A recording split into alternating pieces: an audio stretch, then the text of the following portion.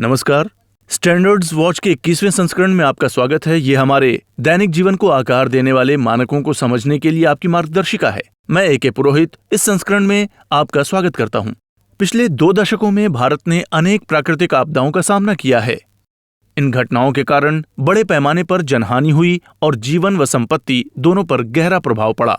आपदा प्रतिरोधी इंफ्रास्ट्रक्चर विकसित करने की कुंजी नवीनतम मानकों को अपनाने में निहित है।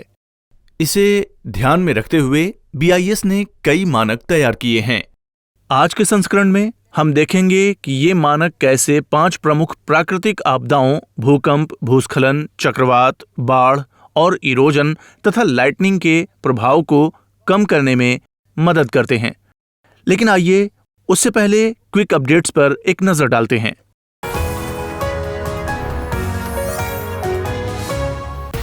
BIS द्वारा दिनांक 15 से 19 सितंबर 2025 तक भारत मंडपम नई दिल्ली में 89वीं IEC जनरल मीटिंग का सफलतापूर्वक आयोजन किया गया। माननीय श्री प्रहलाद जोशी, केंद्रीय मंत्री उपभोक्ता मामले, खाद्य एवं सार्वजनिक वितरण मंत्रालय द्वारा इस कार्यक्रम का उद्घाटन किया गया। 100 से अधिक देशों के 1500 से अधिक प्रतिनिधियों को संबोधित करते हुए माननीय मंत्री जी ने आत्मनिर्भर भारत के लिए मानकों और सतत लक्ष्यों के बीच सामंजस्य स्थापित करने, नवाचार को प्रोत्साहित करने तथा इलेक्ट्रोटेक्निकल एवं ऊर्जा क्षेत्रों के विकास में BIS की भूमिका की सराहना की। माननीय केंद्रीय मंत्री श्री पीयूष गोयल द्वारा IEC जनरल मीटिंग की भव्य एग्जीबिशन का उद्घाटन किया गया। मानकीकरण प्रबंधन बोर्ड के सदस्यों और विशेषज्ञों को संबोधित करते हुए माननीय मंत्री ने कहा कि BIS द्वारा आयोजित यह प्रदर्शनी तकनीकी प्रगति का प्रदर्शन मात्र नहीं, अपितु यह नीति, प्रौद्योगिकी और वाणिज्य समागम का एक अभूतपूर्व मंच है। माननीय मंत्री ने BIS पेविलियन में डिजिटल सस्टेनेबिलिटी प्लेज भी ली, जिसके तहत BIS ने प्रत्येक प्लेज के लिए एक पौधा लगाने की प्रतिबद्धता जताई है। इस अवसर पर केंद्रीय मंत्री ने IEC प्रदर्शनी में BIS के विशेष प्रकाशन, EV चार्जिंग इंफ्रास्ट्रक्चर एवं स्टैंडर्ड्स का भी उद्घाटन किया। BIS द्वारा IEC जनरल मीटिंग के इतिहास में पहली बार इस तरह की प्रदर्शनी का आयोजन किया गया। इस प्रदर्शनी ने उद्घाटित किया कि किस प्रकार मानक सस्टेनेबिलिटी के विषय पर इलेक्ट्रोटेक्निकल क्षेत्र में नवाचार को बढ़ावा देते हैं। प्रदर्शनी में 13 स्टार्टअप, 7 नवप्रवर्तक और 4 प्रमुख संघों जैसे सियाम, ईमा, एल्कोमा, MAIT सहित 75 से अधिक प्रदर्शकों ने भाग लिया। प्रदर्शनी में 2000 छात्रों, स्टैंडर्ड क्लब और स्टूडेंट चैप्टर्स के संरक्षकों, राष्ट्रीय और अंतर्राष्ट्रीय प्रतिनिधियों सहित 4000 से अधिक आगंतुकों ने भाग लिया। यह देखना उत्साहवर्धक रहा कि 2500 से अधिक प्रतिभागियों ने BIS पवेलियन में डिजिटल सस्टेनेबिलिटी प्लेज ली। विद्युत तकनीकी मानकीकरण के विभिन्न पहलुओं पर अंतर्राष्ट्रीय विचार विमर्श हेतु BIS ने IEC जनरल मीटिंग 2025 में कई प्रमुख कार्यशालाओं का आयोजन किया। इन कार्यशालाओं में सस्टेनेबिलिटी, आर्टिफिशियल इंटेलिजेंस, नवाचार के साथ भविष्य का निर्माण, ई-मोबिलिटी, संपूर्ण इलेक्ट्रिक और संबंधित समाज निर्माण और स्मार्ट फ्यूचर जैसे विषयों पर चर्चा की गई, जिसमें नीति निर्माताओं, विभिन्न हितधारकों और सरकारी अधिकारियों ने सहभागिता की। मानकीकरण के भविष्य के परिदृश्य को आकार देने और उभरती तकनीकी चुनौतियों का समाधान करने के लिए IEC जनरल मीटिंग 2025 के दौरान 150 से अधिक तकनीकी बैठकें आयोजित की गईं। इन बैठकों में कई महत्वपूर्ण क्षेत्रों पर चर्चा की गई, जिनमें विद्युत ऊर्जा आपूर्ति, नवीकरणीय ऊर्जा, विद्युत तकनीकी अनुप्रयोगों के लिए फ्लूइड्स, घरेलू और समान विद्युत उपकरणों की सुरक्षा, सौर PV ऊर्जा प्रणाली, स्मार्ट ऊर्जा आदि शामिल हैं। IEC जनरल मीटिंग 2025 के लिए आए विदेशी प्रतिनिधियों के एक समूह ने दिनांक 18 सितंबर 2025 को साहिबाबाद स्थित BIS की केंद्रीय प्रयोगशाला का दौरा किया। प्रतिनिधियों को गीजर, घरेलू उपकरण, खिलौने और सोना परीक्षण जैसी परीक्षण सुविधाओं से अवगत कराया गया।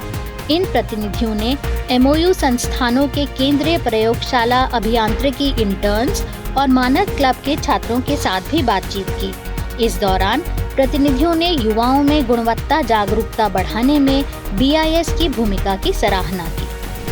भारत मंडपम में आयोजित IEC जनरल मीटिंग के शानदार समापन समारोह में IEC के अध्यक्ष ने इस अविस्मरणीय आयोजन के लिए BIS की सराहना की। सप्ताह भर चले विचार विमर्श और कार्यशालाओं के बाद IEC जनरल मीटिंग 2025 का समापन भारत मंडपम नई दिल्ली में एक शानदार समारोह के साथ हुआ। अपने समापन अभिभाषण में IEC के अध्यक्ष जो कॉप्स ने विद्युत तकनीकी क्षेत्र में मानकों को सस्टेनेबिलिटी गोल्स के साथ संरेखित करने में अपरिहार्य भूमिका निभाने हेतु भारतीय मानक ब्यूरो की प्रशंसा की। उन्होंने 89वीं IEC जनरल मीटिंग के भव्य आयोजन के लिए BIS की सराहना की। तकनीकी संस्थानों के छात्रों के बीच गुणवत्ता और मानकीकरण कल्चर को बढ़ावा देने के अपने प्रयासों को जारी रखते हुए BIS द्वारा दिनांक 22 सितंबर 2025 को NIT कैलिकट में BIS कॉर्नर और स्टूडेंट चैप्टर्स का उद्घाटन किया गया। इसके अतिरिक्त BIS के कर्नाटक शाखा कार्यालय ने दिनांक 24 सितंबर 2025 को Rajagiri school of engineering and technology Kakkanad के 3 विभागों में स्टूडेंट चैप्टर्स और BIS कॉर्नर्स की स्थापना की। दिनांक 22 सितंबर 2025 को कोचीन विज्ञान और प्रौद्योगिकी विश्वविद्यालय के 7 विभागों में BIS कॉर्नर और मानक एरिना भी स्थापित किए गए। इसके अतिरिक्त युवाओं के बीच स्व शिक्षण गतिविधियों और मानकीकरण पहल को बढ़ावा देने के लिए गुजरात प्रौद्योगिकी विश्वविद्यालय के इंजीनियरिंग कॉलेजों के लिए मानकीकरण और गुणवत्ता पारिस्थितिकी तंत्र पर 2 क्रेडिट कोर्स शुरू किया गया।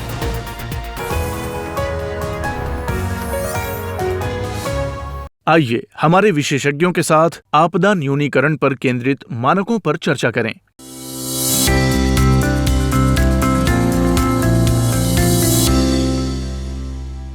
भारत का लगभग 61% भूभाग मध्यम और तीव्र भूकंपीय झटकों की आशंका वाला है, जहां 75% से अधिक आबादी रहती है। BIS यानी भारतीय मानक ब्यूरो इन समस्याओं के समाधान हेतु निरंतर कार्यरत है। आइए संबंधित मानकों पर एक नजर डालें। IS 1893 में भूकंप प्रतिरोधी संरचनाओं के डिजाइन के लिए श्रृंखला मानदंड परिभाषित है। IS 13920 में भूकंपीय बलों के अधीन प्रबलित कंक्रीट संरचना के डक्टाइल डिजाइन और विवरण के लिए विशिष्ट निर्देश है।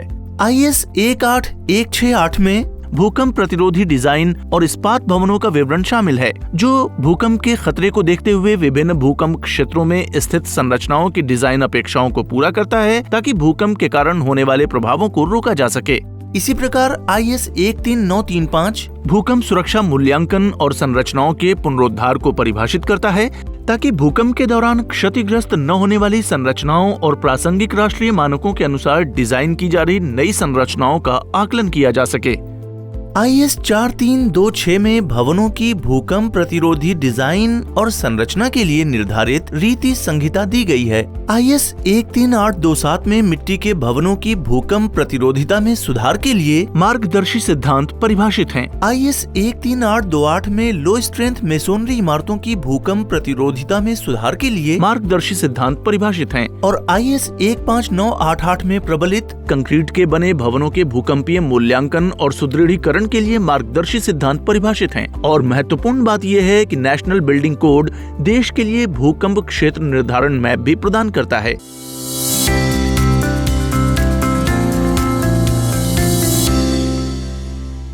भारत में भूस्खलन आमतौर पर हिमालय, उत्तर पूर्वी पर्वतमाला, घाटों और पर्वतीय इलाकों में होता है। भारी बारिश, बादल फटने और भूकंप जैसी प्राकृतिक आपदाएं इन क्षेत्रों को अत्यधिक संवेदनशील बना देती हैं। ऐसी स्थिति में BIS भूस्खलन आपदाओं को कम करने के लिए मानक निर्धारित हैं। IS 14496 में पर्वतीय भूभाग में भूस्खलन आपदा के समक्ष क्षेत्रीय मानचित्रों की तैयारी परिभाषित की गई है तथा भूस्खलन जोखिम क्षेत्रीकरण LHZ मानचित्रों की तैयारी के लिए व्यवस्थित प्रक्रियाएं दी गई हैं। इसके अलावा IS 17162 में रिस्क असेसमेंट मैप तैयार करने की प्रक्रिया निर्धारित करके पर्वतीय भूभाग के भूस्खलन आपदा के रिस्क असेसमेंट मैप निर्दिष्ट हैं। इस मानक में रिस्क असेसमेंट मैट्रिक्स यानी RAM भी दिया गया है, जो योजनाकारों के लिए पर्वतीय भूभागों में सुरक्षित विकास और लैंड यूज प्लानिंग हेतु वैज्ञानिक उपकरण के रूप में कार्य करता है। इसी प्रकार IS 17163 में स्थल विशिष्ट जांच और भूस्खलन के स्थायित्व विश्लेषण हेतु निर्धारित मार्गदर्शी सिद्धांत दिया गया है। IS 14680 में प्रभावी सतही और उप सतही जल निकासी प्रबंधन पर भूस्खलन नियंत्रण उपायों के लिए मार्गदर्शी सिद्धांत दिया गया है। IS 18736 में ढलान स्थिरीकरण के लिए सूक्ष्म पाइल्स के उपयोग पर परिभाषित मार्गदर्शी सिद्धांत दिया गया है, जो आसपास की मिट्टी को न्यूनतम व्यवधान प्रदान करते हैं तथा विभिन्न प्रकार की जमीनी परिस्थितियों के लिए उपयुक्त होते हैं। IS 14804 में पहाड़ी क्षेत्रों में आवासीय भवनों के लिए स्थल डिजाइन और सामग्री के चयन के लिए दिशा निर्देश प्रदान किया गया है। रिटेनिंग दीवारें महत्वपूर्ण संरचनात्मक उपाय हैं, जिन्हें पहाड़ी क्षेत्रों में ढलानों के लिए स्थिरता प्रदान करने के लिए डिजाइन किया गया है और IS 14458 श्रृंखला में दीवारों और प्रबलित मिट्टी संरचनाओं के चयन, डिजाइन और निर्माण के लिए दिशा निर्देशों को कवर करने वाले विभिन्न मानक शामिल हैं। दूसरी ओर तीव्र ढलान और जटिल जल विज्ञान प्रणालियां अपर्दन और भूस्खलन की समस्याएं उत्पन्न करती हैं। इसके लिए BIS ने पहाड़ी क्षेत्रों में सतही जल प्रबंधन यानी वर्षा जल संचयन सहित पर IS 14961 विकसित किया है। ये स्टैंडर्ड सामूहिक रूप से एक होलिस्टिक फ्रेमवर्क तैयार करते हैं, जो हजार्ड मैपिंग और रिस्क असेसमेंट से लेकर पहाड़ी क्षेत्रों में जीवन, इंफ्रास्ट्रक्चर और एनवायरनमेंट की सुरक्षा सुनिश्चित करते हैं।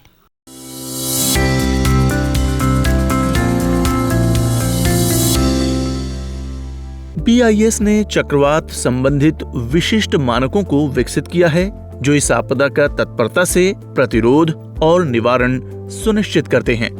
आइए इन स्टैंडर्ड्स को विस्तार से जानते हैं। IS 15499 चक्रवात संभावित क्षेत्रों में आवास और भवन टाइपोलॉजी के सर्वेक्षण हेतु सुभेद्या, मूल्यांकन तथा क्षति आकलन और वीक हाउसिंग क्लस्टर्स की पहचान करने में मदद करता है।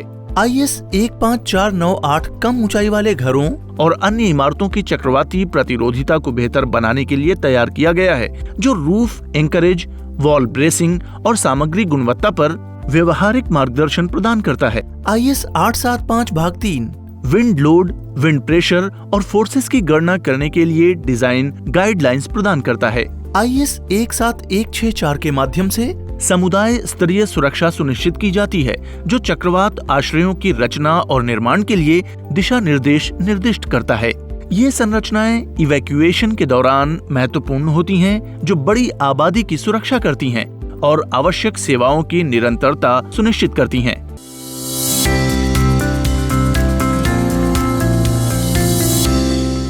भारत में बाढ़ और इरोजन विनाशकारी प्राकृतिक आपदाओं में से एक है, जिससे जान माल, बुनियादी ढांचे और पारिस्थितिकी तंत्र को काफी नुकसान पहुंचता है। जलवायु परिवर्तन के कारण संरचित और मानकीकृत उपायों की आवश्यकता पहले से कहीं अधिक हो गई है। इसलिए BIS ने नदी प्रबंधन और बाढ़ नियंत्रण कार्यों की योजना, डिजाइन, निर्माण और रख रखाव के लिए स्पष्ट तकनीकी मार्गदर्शन प्रदान करने के लिए मानकों का एक मजबूत ढांचा तैयार किया है। आइए इन स्टैंडर्ड्स को देखते हैं। IS 10751 अलूवियल रिवर्स के गाइड बैंक की प्लानिंग और डिजाइन के लिए गाइडलाइंस डिफाइन करता है। IS 12926 अलूवियल रिवर्स में गाइड बैंक के कंस्ट्रक्शन और मेंटेनेंस के लिए साउंड प्रैक्टिसेस एस्टैब्लिश करता है, जिससे रिवर बैंक्स स्टेबलाइज हों और लॉन्ग टर्म रेजिलियंस सुनिश्चित हो। इसी प्रकार IS 11130 बैराजों और वियरों के संरचनात्मक डिजाइन के लिए मानदंड निर्दिष्ट करता है। IS 14815 रिवर डाइवर्जन वर्क्स के लिए डिजाइन फ्लड डिफाइन करता है, ताकि हाइड्रोलिक स्ट्रक्चर्स को एक्सट्रीम फ्लड इवेंट से सेफगार्ड किया जा सके। IS 12094 विश्वसनीय बाढ़ सुरक्षा उपायों को सुनिश्चित करने के लिए नदी तटबंधों के नियोजन और डिजाइन के लिए तैयार किया गया है। IS 11532 में नदी तटबंधों के निर्माण और रखरखाव का प्रावधान है। इरोजन मैनेजमेंट के लिए IS 8408 अलूवियल रिवर्स में ग्रोएंस की प्लानिंग और डिजाइन प्रोवाइड करता है ताकि बैंक इरोजन को रोककर एडजॉइनिंग लैंड्स की सुरक्षा हो सके। बाढ़ और इरोजन से बचाव के लिए तत्परता सुनिश्चित करने हेतु BIS ने IS 5542 तैयार किया है, जिसमें तूफान विश्लेषण हेतु मार्गदर्शी सिद्धांत दिया गया है। IS 15772 बाढ़ पूर्वानुमान और जल विज्ञान निगरानी को सशक्त करने के लिए निर्दिष्ट किया गया है। BIS ने सतत भूमि प्रबंधन और मरुस्थलीकरण नियंत्रण के प्रयासों हेतु 2 अंतर्राष्ट्रीय मानकों को भी अपनाया है। ISO 14055 भूमि क्षरण और मरुस्थलीकरण से निपटने के लिए अच्छी रीतियों की स्थापना करते हुए पर्यावरण प्रबंधन के लिए मार्गदर्शी सिद्धांत निर्धारित करता है। इस मानक के भाग 1 में अच्छी रीति ढांचे को निर्दिष्ट किया गया है और भाग 2 में क्षेत्रीय केस अध्ययन निर्दिष्ट है।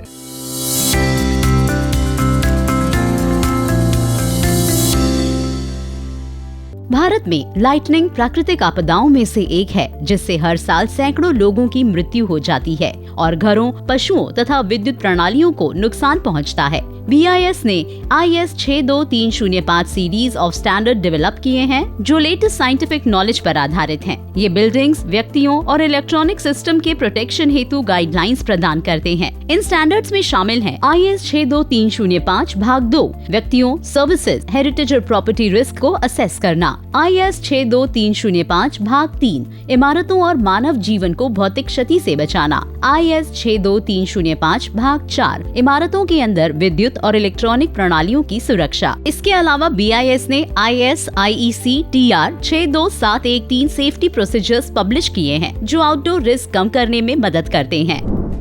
ये भी उल्लेखनीय है कि BIS द्वारा विकसित नेशनल बिल्डिंग कोड प्राकृतिक आपदाओं के विरुद्ध भवनों की संरचनात्मक सुरक्षा और स्थायित्व सुनिश्चित करने में योगदान देता है। इस संहिता में आपदाओं से सुरक्षा, भवनों के डिजाइन और निर्माण के लिए उपयुक्त मार्गदर्शी सिद्धांत दिए गए हैं।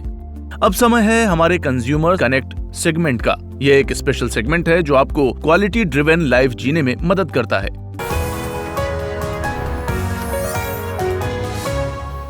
My name is Aditya Das. I am a scientist E, Bureau of Indian Standards, and today I am here to talk to you about aluminium foil. So I guess you love it when you're served a nice, fresh, well-packaged meal, and you hate it like I do when the meal is packaged in a unsanitary, unhygienic wrapping, like old paper or newspaper that is greasy and dripping with fat. Aluminium foil is therefore a game changer when it comes to food packaging. It can ensure that your food remains fresh and that it is free from contamination. But not all aluminium foil can do that. Not all aluminium foil is the right quality. And as a consumer, it is your right and your responsibility to buy only the good quality aluminium foil. But how do you know how to do that? What are the steps you should follow to buy the right quality of aluminium foil? There are simple ways to do that. For example, if you're buying food grade aluminium foil, you should always check the labeling to ensure that it is truly food grade. In fact, it is a great practice to check the labeling for all products that you buy as a responsible consumer. Secondly, the thickness also plays an important role. If you're buying foil only for your regular lunch wrapping purposes, thinner foil is fine. But if you're buying it for baking or grilling, as commonly it is used for, you should go for thicker foil. Thirdly, you should always buy foil that is free from defects like rips or wrinkles, and it is clean. It is also important for your safety. And the other aspect that is very important is recyclability. Aluminium foil, as you know, is recyclable, but sometimes there are items available in the market which kind of impersonate aluminium foil and are not recyclable. There is thankfully a simple test you can do to figure it out yourself. So if you buy your product and you can ball it up in your fist like this, it's called the scrunch test. Once you open your fist, if it springs back immediately, then it is probably not aluminum foil. You bought a cheap imitation of the product.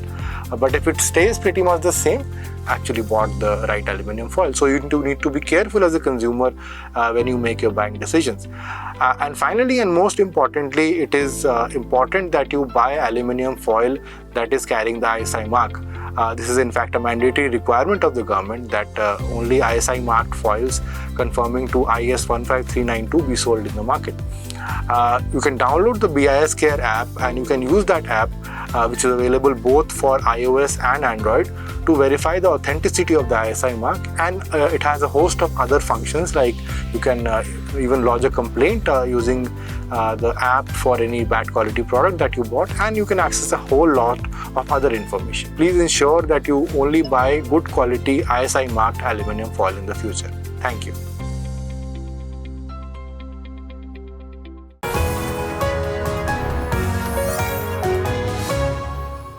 इसके साथ ही standard watch के इस सप्ताह के संस्करण का समापन होता है। लेकिन जाने से पहले एक जरूरी बात, अगर आपको किसी उत्पाद की गुणवत्ता या प्रामाणिकता के बारे में कोई संदेह है तो आप BIS केयर ऐप डाउनलोड करके तुरंत उत्पाद की पुष्टि कर सकते हैं। अधिक जानकारी के लिए BIS की वेबसाइट पर विजिट कर सकते हैं या standardswatch@bis.gov.in पर हमें ईमेल भी कर सकते हैं। सतर्क रहें, गुणवत्ता चुनें और मानकों द्वारा मजबूत और सुरक्षित भविष्य का मार्ग प्रशस्त करें। नमस्कार।